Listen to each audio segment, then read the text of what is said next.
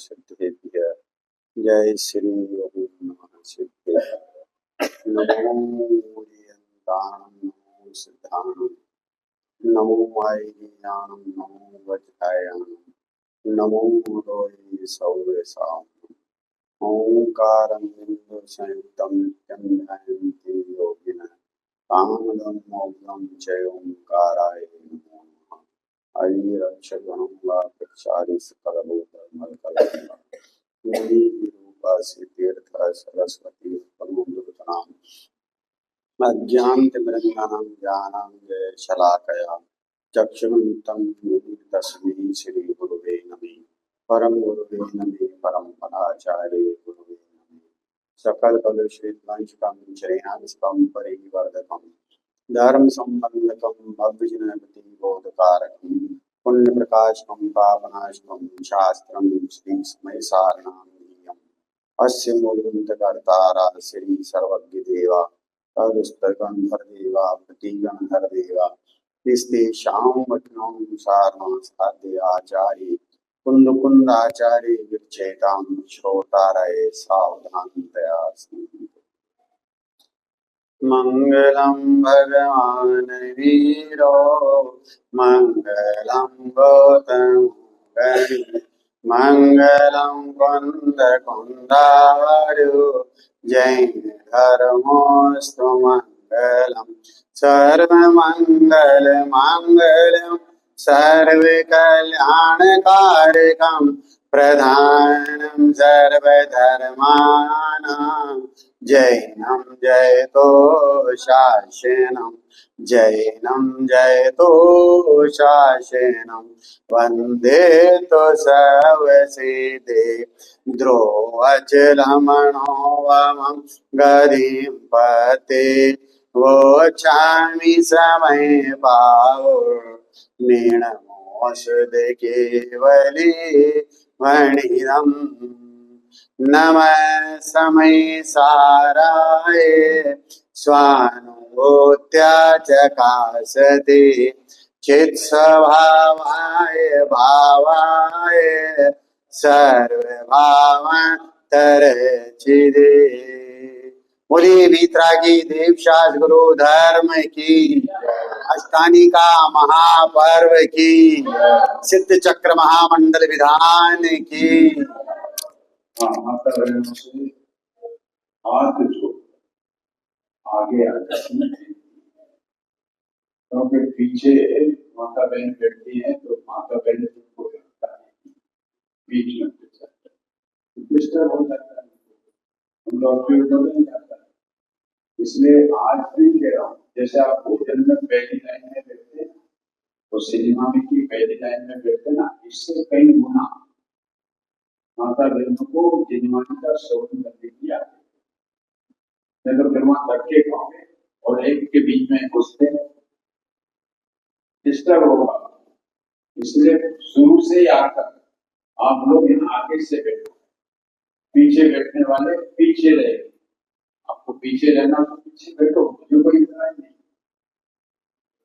आगे बैठने वाले आगे बढ़े, मोक्ष मार्ग की ओर बढ़े और पीछे वाले पीछे संसार में। तो आपको जो दशा पसंद हो, आगे बढ़कर मोक्ष मार्ग में बढ़ना हो तो आगे भी, पीछे संसार में बढ़ना है तो बढ़ क्या रहा है, बढ़िए। इसलिए माफ करना मेरी माता बहनों, मेरे को जो आपके प्रति आता है उसके प्रति आपको से देने के लिए जन्मवाणी सुनने के लिए आते हैं। आत्मा की परिउपासना करने के महान मंगलकारी शाश्वत पर्व अष्टानी का, और इस अष्टानी के पावन प्रसंग पर अनंत सिद्धों के गुणानुवाद करने का सुअवसर आप हम सभी को प्राप्त हुआ है। अनंत सिद्धों के गुणों का गुणानुवाद करते हुए सिद्ध स्वरूपी आत्मा का निर्णय करना, ज्ञान करना, अपनापन करना और उसमें स्थिर होने का पुरुषार्थ करते हुए धर्म का प्रारंभ करना, सम्यक दर्शन को प्राप्त करना, बस यही इसी महापर्व का पावन उद्देश्य है। इससे उत्कृष्ट उद्देश्य और कोई हो सकता नहीं। हमारी परिणति में धर्म कैसे हो, सम्यक दर्शन कैसे हो, इसके लिए ऐसे पावन प्रसंग पर अनंत सिद्धों के गुणों का गुणानुवाद करते हुए सिद्ध स्वरूपी आत्मा का निर्णय करना है।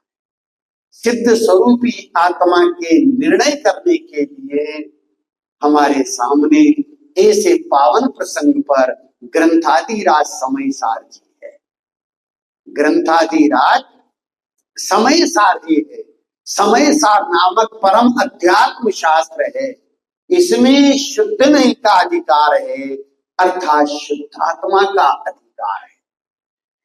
शुद्ध नहीं के द्वारा ये सिद्ध किया गया है कि चैतन्य घन स्वभावी भगवान आत्मा ही हमारे लिए सारभूत है, आश्रय करने लायक है, उपाधि।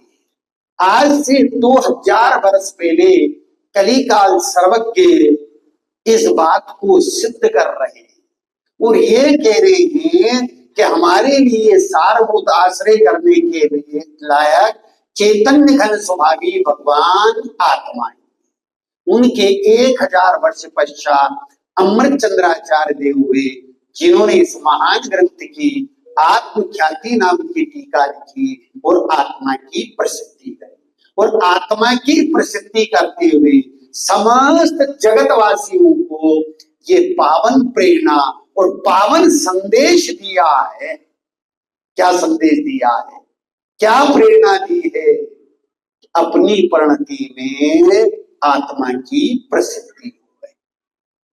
आत्मा की प्रसिद्धि कहाँ के पर्याय में, तो कैसे हुए, इसके लिए प्रथम में प्रथम संस्कृत टीकाकार श्रीमद अमृत चंद्राचार्य देव ग्रंथ के प्रारंभ में मंगल के लिए, कल अपन ने 2 दिन तक चर्चा करी मंगल की। कल अपन ने चर्चा करी कि इष्ट देव को, वो इष्ट देव कौन है, विस्तार से अपन ने चर्चा की थी कि वो इष्ट देव कौन है। भगवान आदिनाथ है कि महावीर स्वामी है, तो वो इष्ट देव कौन है? हाँ, पंडित साहब कह रहे हैं कि सिद्ध भगवान इष्ट देव है, ये कार्य परमात्मा है, ये हमारे लिए इष्ट नहीं है, ये हमारे लिए इष्ट नहीं है। कारण परमात्मा ही मेरे लिए इष्ट है। गुरुदेव श्री से प्रश्न किया और ये कहा कि सिद्ध परमेष्टि से बड़ा कौन है? तो गुरुदेव श्री ने सिद्ध किया कि सिद्धों से बड़ा मैं स्वयं। ये सिद्ध पर्याय तो एक समय की है, उत्पाद वे रूप है, और मैं तो अनादि अनंत अनादि निधन उत्पाद व्यय से रहित हूं, और ऐसे अनंत अनंत अनंत अनंत अनंत सिद्ध पर्याय जिसमें से प्रकट होती है उसका निधान वो मैं हूं। तो सिद्ध परमेष्टि मेरे लिए इष्ट कैसे हो सकते हैं? मेरे लिए इष्ट तो सिद्ध स्वरूपी भगवान आत्मा है। लेकिन उपचार से, व्यवहार से सिद्ध परमेष्टियों को भी, कार्य परमात्मा को भी इष्ट कहा जाता है। क्यों कहा जाता है? कि इनसे हमारे प्रयोजन की सिद्धि होती है, इनसे हमारे प्रयोजन की सिद्धि होती है। कि हमारा प्रयोजन क्या है? अभी पंडित साहब ने लिया था कि सुख प्राप्त करने का है, रिफरेंस भी दिया था अच्छे डाला का, जे त्रिभुवन में जीव अनंत।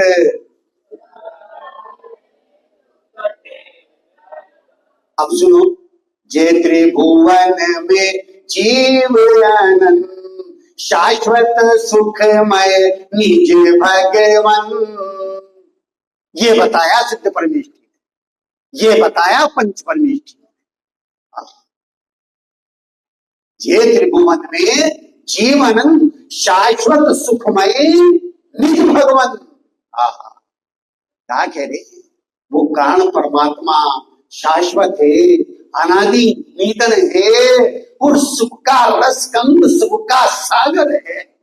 ऐसे सुख के सागर को जब दृष्टि का विषय बनाया जाता है और पर्याय उसके प्रति समर्पण कर देती है, अपने आप को उसके प्रति सौंप देती है, तो उस पर्याय में सुख और आनंद प्रकट हो जाता है। वो पर्याय निहाल हो जाती है, कृत्य कृत्य हो जाती है। और वो पर्याय ये कहती है, मैं भगवान आत्मा हूं, मैं ज्ञायक हूं, मैं कारण परमात्मा हूं। क्या कह रही है वो पर्याय? कि मैं कारण परमात्मा हूं। वो तो उत्पाद वही रूपेणा कहे, परंतु उसने सर्वस्व रूप से समर्पण किसके प्रति किया है? कि उस कारण परमात्मा के प्रति किया है, भगवान आत्मा के प्रति किया है। तो वो पर्याय भी अपने आप को उस रूप अनुभव करती है कि मैं ये हूं, मैं पर्याय नहीं हूं। वो क्या कहती है कि मैं पर्याय नहीं हूं, मैं तो त्रिकाली हूं। चार शब्द हैं, ध्यान से सुनना। देखो, नंद है, आनंद है, महा आनंद है और परमानंद है।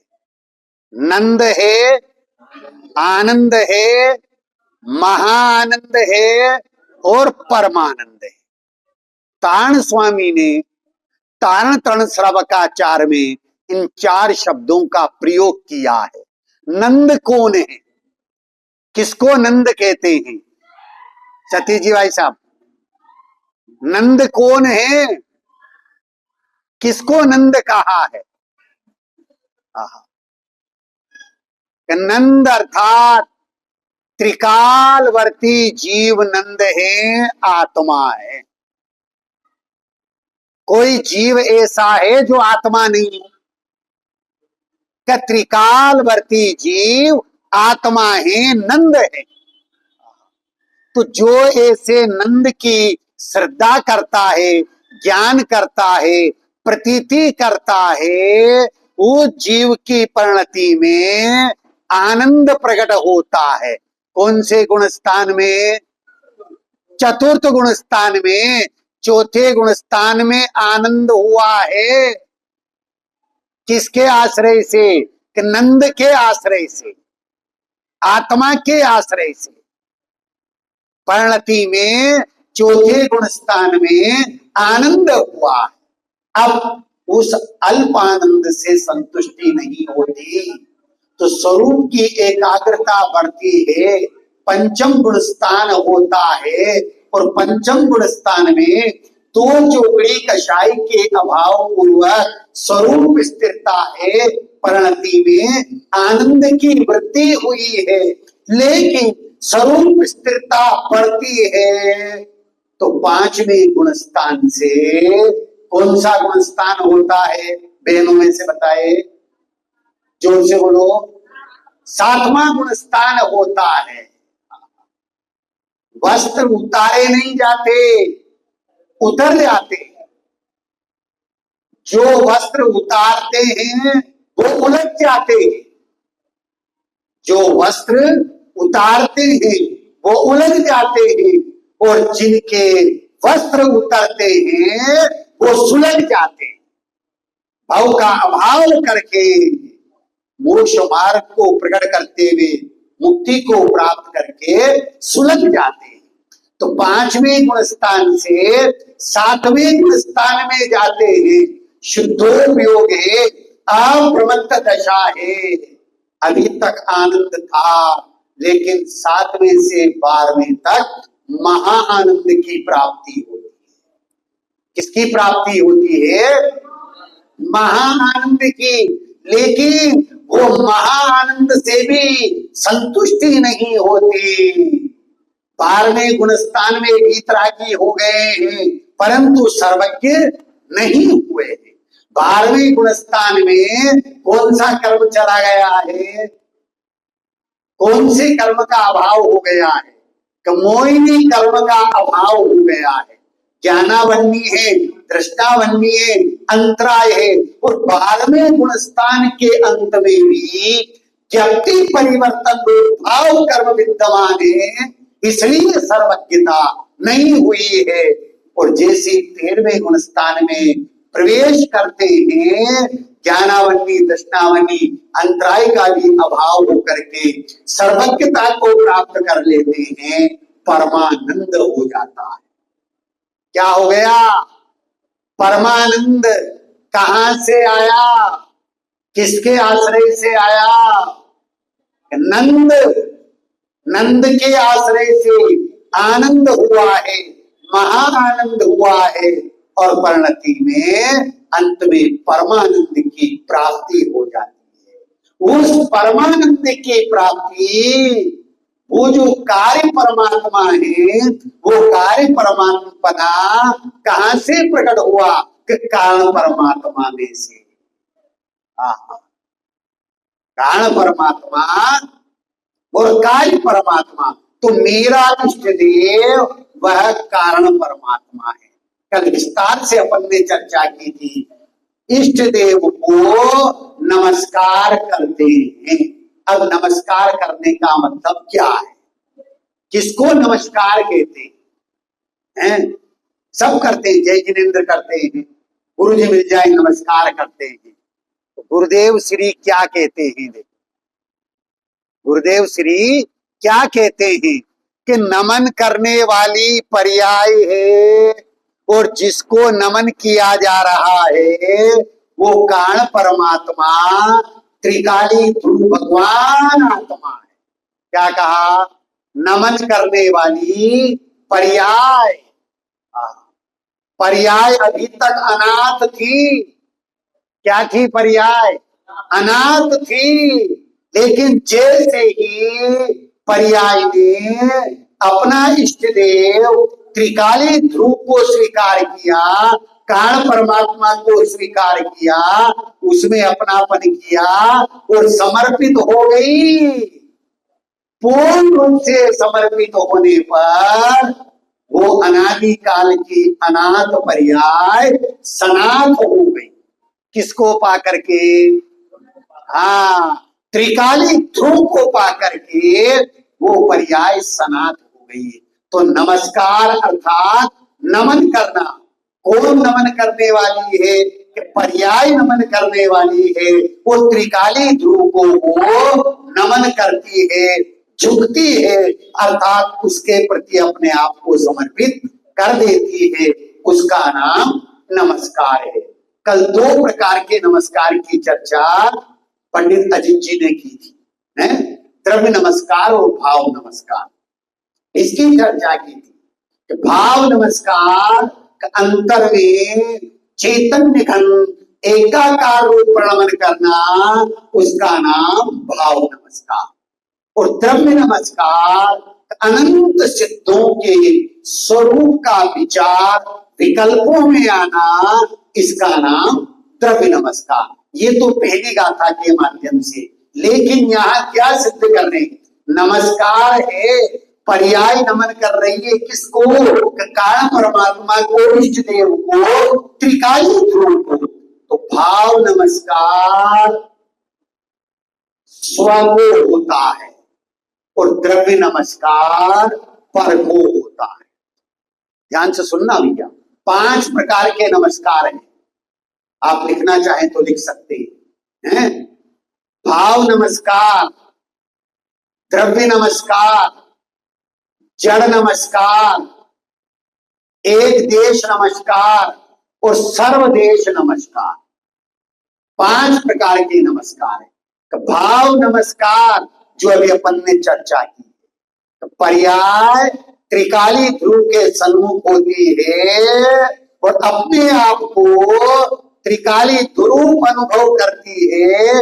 बस इसका नाम भाव नमस्कार, जिसमें द्रव्य और पर्याय का भेद समाप्त हो गया, द्वैत पना नहीं रहा, अद्वैत पना हो गया।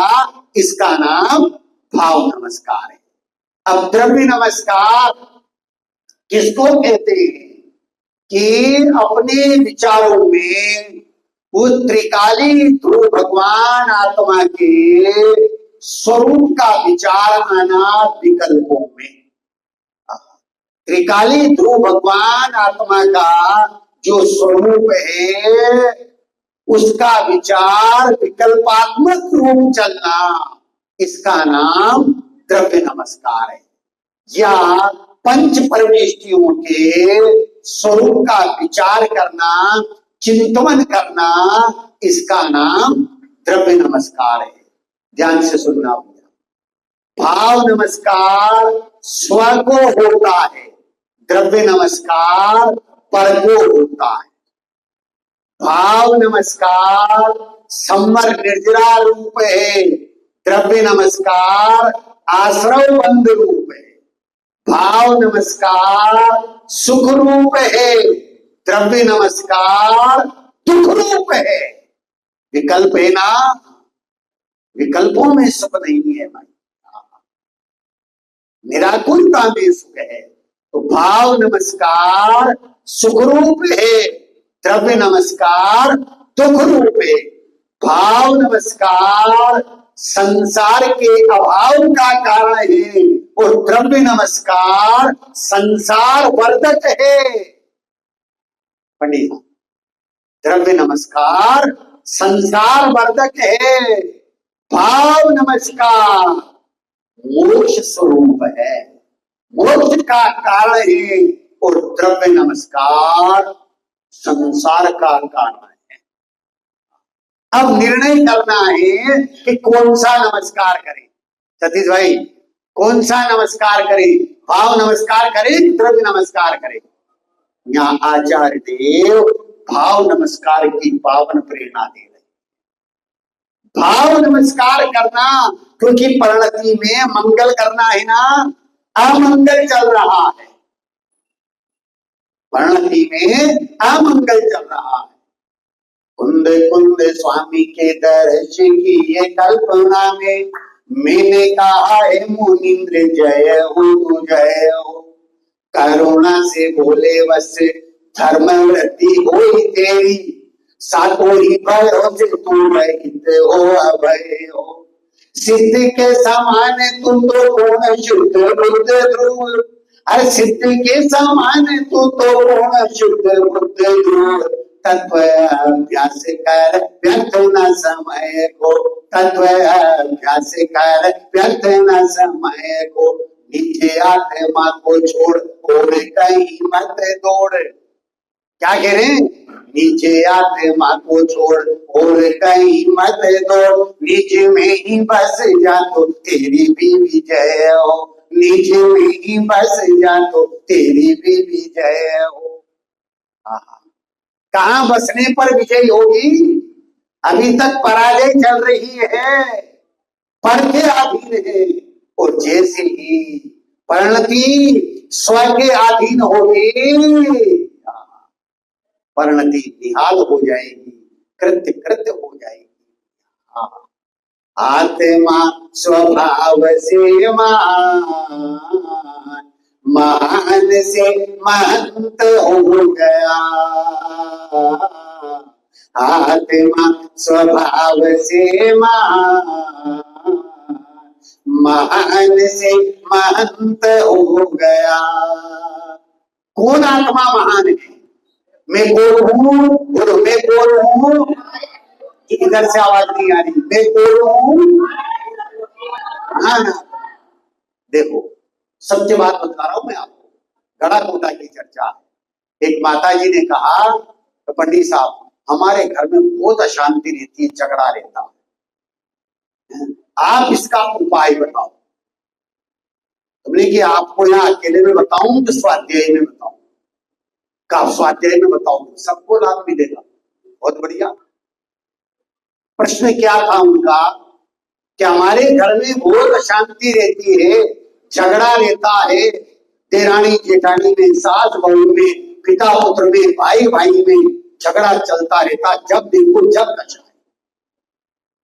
इसका उपाय क्या है? अब मेरा आप सबसे प्रश्न है, पहले भाइयों से और फिर बहनों से। भाइयों से प्रश्न है कि पिता बड़ा है कि पुत्र बड़ा है? पहले प्रश्न सुनना, उसके बाद जवाब देना।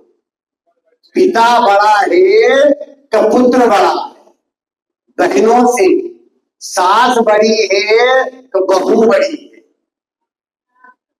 देरानी बड़ी है कि जेठानी बड़ी है?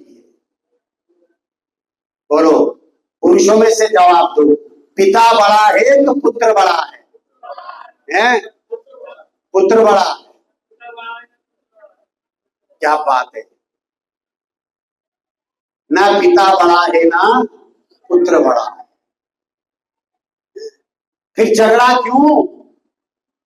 अनादि से ये छोटे बड़े का भेद मान रखा है। चलो इधर से जवाब दो, सास बड़ी है कि बहू बड़ी है?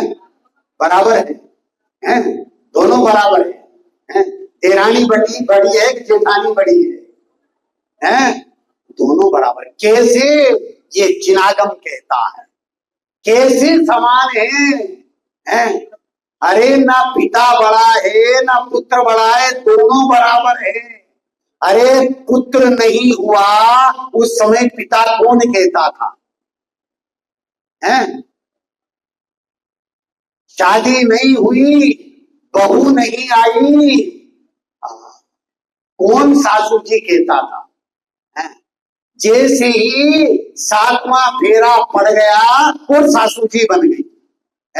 जैसे ही पुत्र हुआ वो पिता बन गए। कौन बड़ा है?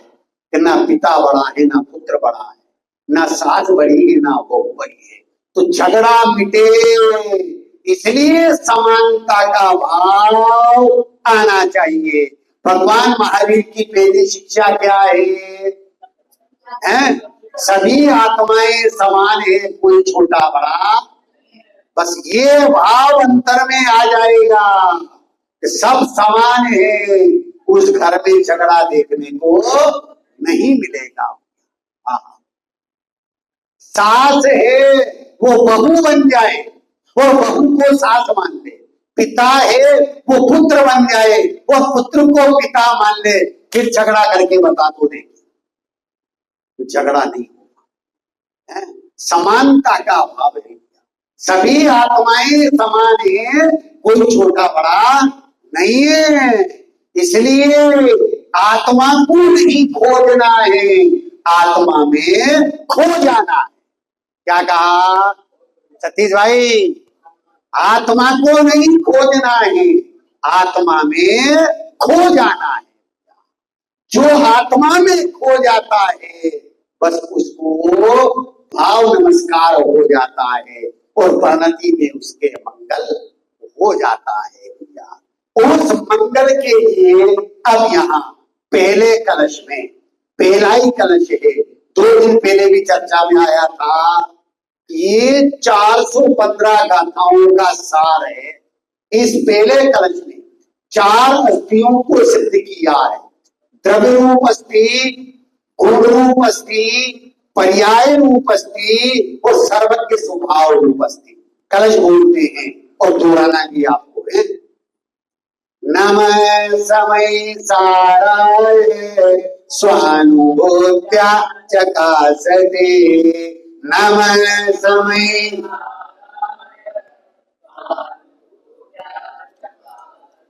नमः समय साराय स्वानुभूत्या चकासते।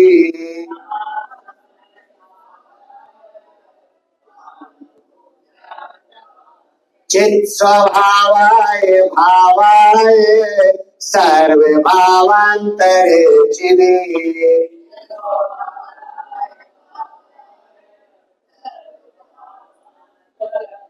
चित् स्वभावाय भावाय सर्वभावान्तरे चिदे।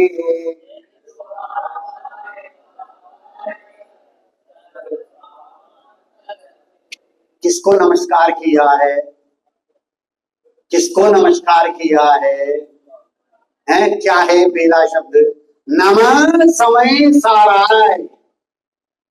किसको नमन किया है? समय के सार को ध्यान से सुनना भैया, चर्चा थोड़ी गंभीर है। समय साथ दो शब्दों से मिलकर बना है, समय प्लस साथ, समय प्लस साथ। लेकिन समय भी शब्द एक है और वर्ण उसमें चार है। ध्यान से सुनना, सम plus I is equal to समय, सम plus I is equal to समय। सम उपसर्ग है, आई धातु है, सम उपसर्ग है, आई धातु है। सम अर्थात त्रिकाल, एक रूप रहने वाला और जो जानता है और परिणमन भी करता है। क्या कहा? सम अर्थात त्रिकाल, एक रूप रहने वाला, आई अर्थात जानता भी है और परिणमन भी करता है। इस अर्थों में समय नामक पदार्थ वो कौन है? कि जीव है। क्या कहा? जीव नामक पदार्थ ही समय है। सम अर्थात त्रिकाल, एक रूप रहने वाला, आई अर्थात जो जानता भी है और परिणमन भी करता है। इस अर्थ में जीव नामक पदार्थ ही समय है। क्यों? कि ये एक समय में जानता भी है और परिणमन भी करता है, इसलिए जीव नामक पदार्थ ही समय है। अब आगे क्या कहते हैं देखो, समय दूसरी गाथा में आया। देखो, समय उत्पाद में ध्रुव युक्त है, वह समय है। ध्यान से सुनना, उत्पाद में ध्रुव युक्त है, वह समय है। दर्शन ज्ञानोपयोग नहीं है, वह समय है। अक्रमवर्ती गुण और क्रमवर्ती पर्यायों से युक्त है, वह समय है। अनंत धर्मात्मक होते हुए भी एक अखंड रूप रहने वाला है, वह समय है। स्वपर प्रकाशक सामर्थ्य से युक्त अनेकाकार होते हुए भी एक रूप रहने वाला है, वह समय है। अपने असाधारण स्वभाव के सद्भाव, परद्रव्यों के विशेष गुणों के अभाव के कारण परद्रव्यों से भिन्न है, वह समय है। और अंतिम घोर और गंभीर है। संयोगों से एक क्षेत्रावगार अत्यंत निकटता होने पर भी अपने स्वभाव से चुप्त न होने के कारण टंकोल किरण है, वह समय। क्या कहा? 7 प्रकार से समय को सिद्ध किया है। लेकिन यहाँ अमरचंद्राचार्य देव क्या कहते हैं? समय अर्थात जीव नामक पदार्थ। क्या कह रहे हैं? समय अर्थात एक अर्थ तो ये दिया। अब इसी के ऊपर जो मंगलाचरण है उसमें शब्द समय, अर्थ समय और ज्ञान समय, 3 समय दिया। शब्द समय, अर्थ समय और ज्ञान समय, ये दिया है। आचार्य देव ने मत, सिद्धांत और काल को भी समय कहा है। आचार्य देव ने मत, सिद्धांत और काल को भी समय कहा है। और दूसरी गाथा में 2 प्रकार के समय सिद्ध किए हैं। कौन कौन से? ख्याल में हो किसी को? दूसरी गाथा में 2 प्रकार के समय को सिद्ध किया, स्व समय और पर समय है। स्व समय और पर समय। नियम सार की 38वीं गाथा में 2 प्रकार के समय को सिद्ध किया है। कौन कौन से? कारण समय और कार्य समय। कारण समय और कार्य समय को सिद्ध किया है। और देखो इस ग्रंथ की महानता, अद्भुतता, कि समय से ही ग्रंथ का प्रारंभ और समापन भी समय से। पहले कलश में नमः समय सारा है, यहां से प्रारंभ किया और अंतिम गाथा 415 नंबर की, उसमें भी समय को लिया है और वहां समय का अर्थ विश्व समय किया। अनेक प्रकार से समय को परिभाषित किया, लेकिन यहां कह रहे हैं समय अर्थात जीव नामक पदार्थ। समय अर्थात जीव नामक पदार्थ। वो जीव नामक पदार्थ कौन है? वो मैं स्वयं हूं।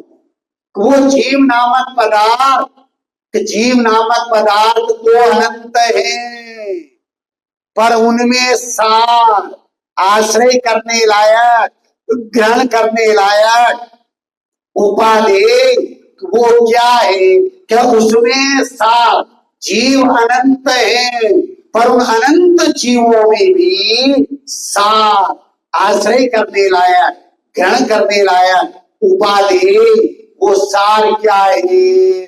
तो कहते हैं जो द्रव्य कर्म, भाव कर्म, नो कर्म रहित शुद्धात्मा, उसे मेरा नमस्कार हो। क्या कह रहे हैं?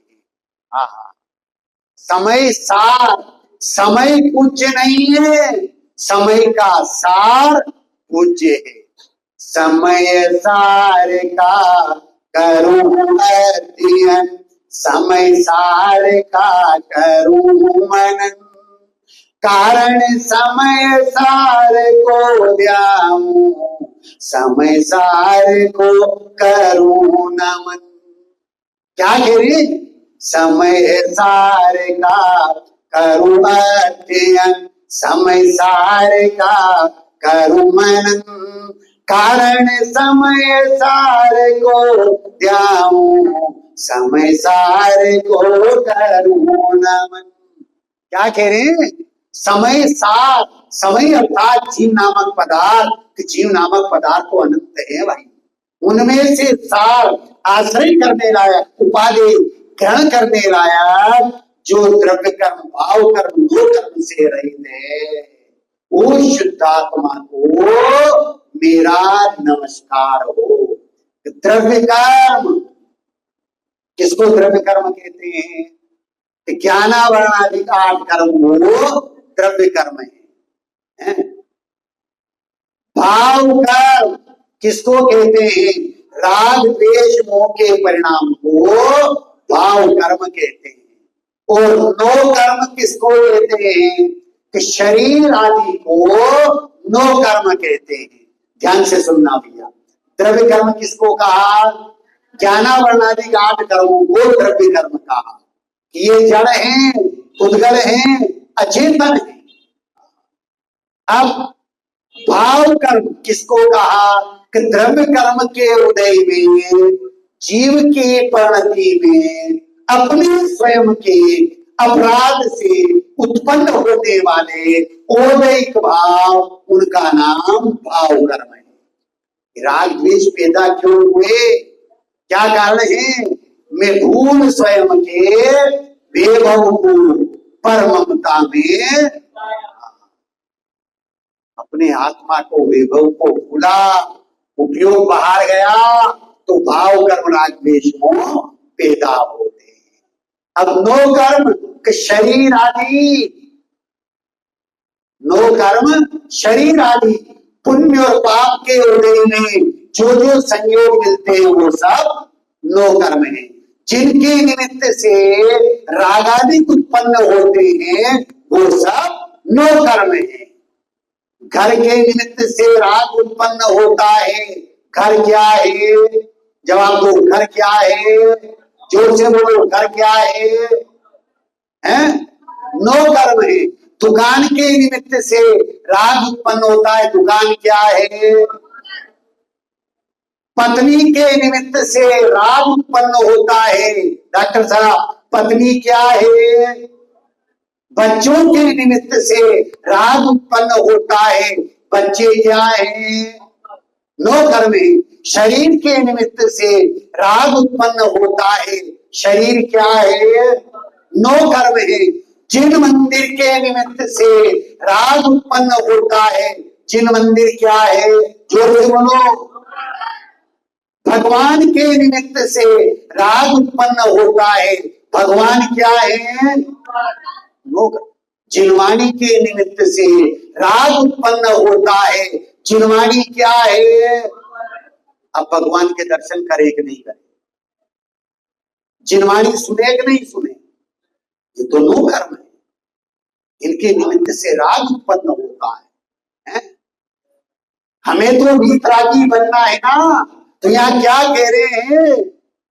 जीव नामक पदार्थ में भी सार आश्रय करने लायक द्रव्य कर्म, भाव कर्म, नो कर्म से रहित जो शुद्धात्मा है, इनसे रहित, इनसे परे त्रिकाली ध्रुव भगवान आत्मा, बस वो आश्रय करने लायक है, वो उपादेय है। मैं उसे नमन करता हूँ, नमस्कार करता हूँ। नमन करने वाली कौन है? पर्याय है। और जिससे नमन किया जा रहा वो कौन है? वो त्रिकाली ध्रुव भगवान आत्मा है। तीन लोक तीन काल में सर्वोत्कृष्ट पदार्थ कौन है? ध्यान से सुनना भैया। समय को भरोसो होनी, कद पलटी मार जावे। समय को भरोसो होनी, कद पलटी मार जावे। प्रभु को नाम जपे, कद थारी बुलावा जावे। कद थारी बुलावा जावे, कद मारे बुलाओ आ जावे। कद सबके बुलाओ आ जावे, कोरोना मार जावे। समय को भरोसो होनी, कद पलटी मार जावे। प्रभु को नाम जपले, कद थारे बुलाओ आ जावे। कोरोना कब हुआ था? कब आया था? हैं? कब आया था? हैं? कितने साल हो गए? 5 साल हो गए हैं, अभी भी है। और यहाँ आचार्य देव कहते हैं कोरोना अनादि से चल रहा है। ध्यान से सुनना, अंतिम बात देकर के विराम दूंगा। हैं? कोरोना का प्लस ऊ प्लस रा प्लस ऊना कितने शब्दों में किया? फिर ध्यान से सुनो। का प्लस ऊ प्लस रा प्लस ऊना। कोरोना का अर्थात कारण परमात्मा, का अर्थात कारण परमात्मा। ऊ अर्थात उत्कृष्ट है, ऊ अर्थात उत्कृष्ट है। रा अर्थात ज्ञानादि संपत्ति से युक्त है। कैसा है वो? ज्ञान दर्शन चारित्र सुख वीर आदि से युक्त है।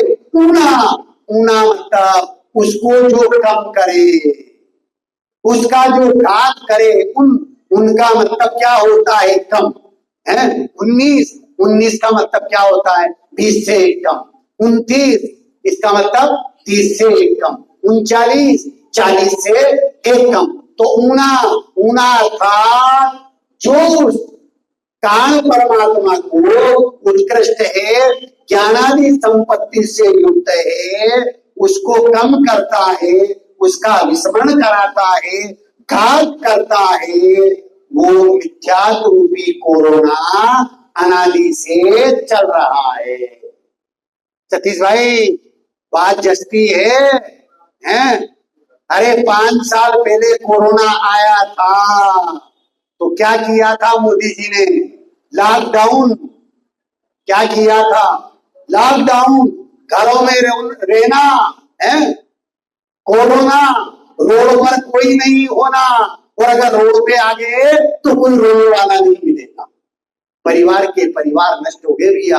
हमारे यहाँ की घटना है। हाँ, मेरे सामने स्वाध्याय में बैठते थे युवा, 2 दिन में 3 दिन में चले गए। लॉकडाउन किया था, कोरोना, रोड पर कोई नहीं होना, और अगर रोड पे आ गए तो कोई रोने वाला नहीं मिलेगा। ऐसे ही ये मिथ्या रूपी कोरोना अनादि से हमें लगा हुआ है, तो इसके लिए लॉकडाउन करना है। लॉकडाउन करने के लिए क्या करना? शुद्धात्मा को नमस्कार करना, परिणति को स्व के सन्मुख करना, अपने में करना। जो ऐसा लॉकडाउन कर लेता है, परिणति में उसके सुख शांति और आनंद प्रकट हो जाता है और वो परिणति निहाल हो जाती है। वो परिणति क्या कहती है, पहले मैं बोलूंगा फिर आप बोलना। तीनों लोकन में प्यारा आत्मा ये हमारा, तीनों लोकन में आत्मा हमारा, शुद्ध आत्मा हमारा, आत्मा हमारा, तीनों लोकन में प्यारा आत्मा ये हमारा, तीनों लोकन में जन जन कोई आत्म प्यारा, जन जन आत्म तो बसी जानन हारा, आत्म तो बसी भव में सुखकारा, आत्मा ये हमारा, भव में तीनों लोकन में प्यारा आत्मा ये हमारा, तीनों लोकन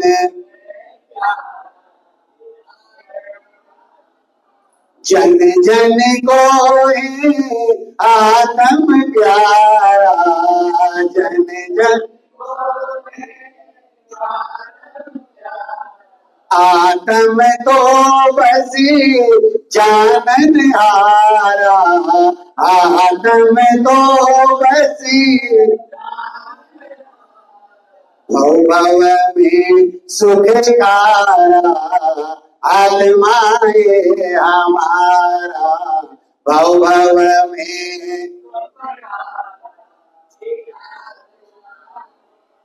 एक बार ध्यान वो निज आत्मा, एक बार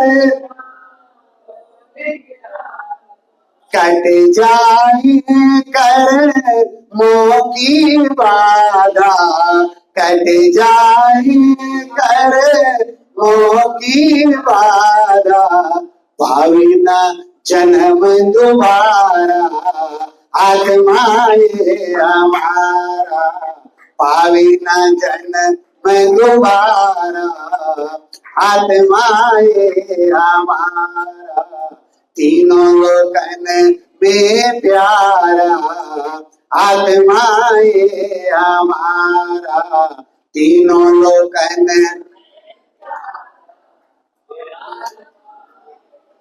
में ही जाता, में ही जाता, में ही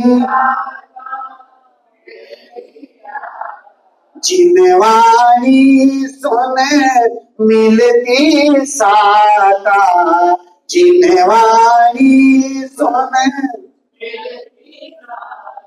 ध्यायक तो सबको प्यारा, आत्मा ये हमारा, ध्यायक तो सबको प्यारा, आत्मा ये हमारा, तीनों लोकन में प्यारा, आत्मा ये हमारा, तीनों लोकन में प्यारा, आत्मा ये हमारा, आत्मा ये हमारा, आत्मा ये हमारा।